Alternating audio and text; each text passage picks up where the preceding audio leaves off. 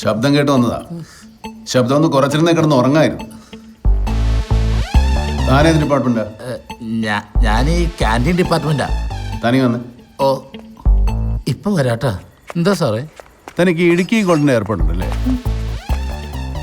നീലച്ചടയൻ first quality കിട്ടിയ എന്നെ മറക്കണ്ട. ചെല്ല് ചെല്ലടോ. May I come in? വന്ന ബുദ്ധിമുട്ടായോ സാർ? എഡിയിരിക്കൂ.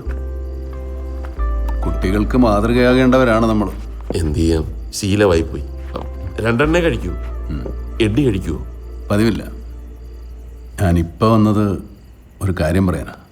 റോഷനെ കുറിച്ചാണ്. സാറൊന്നും വിചാരിക്കരുത്. ഞാനിങ്ങോട്ട് വരുന്ന വഴി അവൻ്റെ മുറി കയറിയായിരുന്നു. ആ മുറി നിറച്ച് പുകയാ. ആ പുകയ്ക്ക് നല്ല കഞ്ചാവിൻ്റെ മണമുണ്ട്.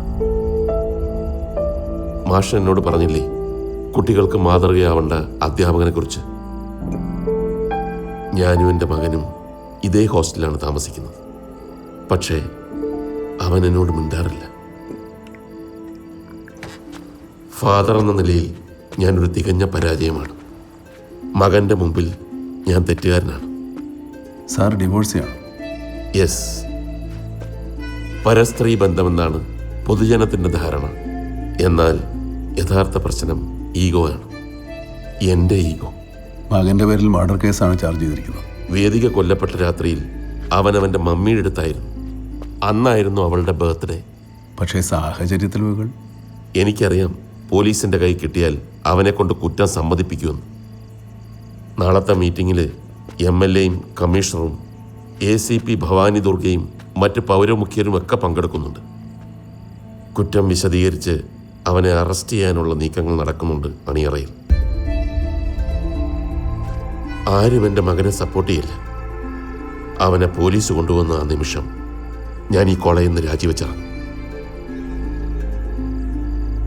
പ്രിയപ്പെട്ടവരെ, ആത്മഹത്യാ പ്രവണതയുണ്ടായിരുന്ന ആ ചെറുപ്പക്കാരൻ്റെ മരണത്തിൽ പോലീസിന് അതിയായ ഖേദമുണ്ട്. ആ സങ്കടത്തിൽ പങ്കുചേർന്നുകൊണ്ട് തന്നെ പറയട്ടെ, യഥാർത്ഥ ഘാതകൻ ശിക്ഷിക്കപ്പെടണം. സാഹചര്യ തെളിവുകളുടെ അടിസ്ഥാനത്തിൽ പ്രതിയെ കസ്റ്റഡിയിലെടുത്ത് ചോദ്യം ചെയ്യാൻ അനുവദിക്കണം. റോഷൻ ചെറിയാനെ വിട്ടുതരുന്നതിൽ ഞങ്ങൾ റിയൽ ഫൈറ്റേഴ്സിന് എതിർപ്പൊന്നുമില്ല. സാർ, ഞാൻ എഡ്വേർഡ് ലിവിങ്സ്റ്റൺ. ഞാൻ ഒരു ഗ്രൂപ്പിൻ്റെ ആളല്ല. എങ്കിലും ചോദിക്കാം, നിങ്ങൾ റിയൽ ഫൈറ്റേഴ്സിൻ്റെ മെമ്പർ ആയിരുന്നല്ലോ ഉണ്ണികൃഷ്ണൻ. റോഷനോടുള്ള വൈരാഗ്യത്തിൻ്റെ പേരിൽ ഉണ്ണികൃഷ്ണൻ്റെ കാര്യം മറക്കുന്നത് ശരിയാണോ? സാർ, ഒരു സംശയം കൂടി. നിരപരാധിയായ ഉണ്ണികൃഷ്ണനെ എന്തിനാണ് പോലീസ് കസ്റ്റഡിയിലെടുത്തത്? പോലീസ് കസ്റ്റഡിയിൽ വെച്ച് സംഭവിച്ച ഉണ്ണികൃഷ്ണന്റെ മരണത്തെക്കുറിച്ച് പോലീസിന് എന്ത് എക്സ്പ്ലനേഷനാണ് തരാനുള്ളത്? നീതിക്ക് വേണ്ടി നെഞ്ചുരുകി കഴിയുന്ന ഉണ്ണികൃഷ്ണന്റെ അച്ഛൻ ബാലൻ മാസ്റ്റർ ഈ സദസ്സിലുണ്ട്.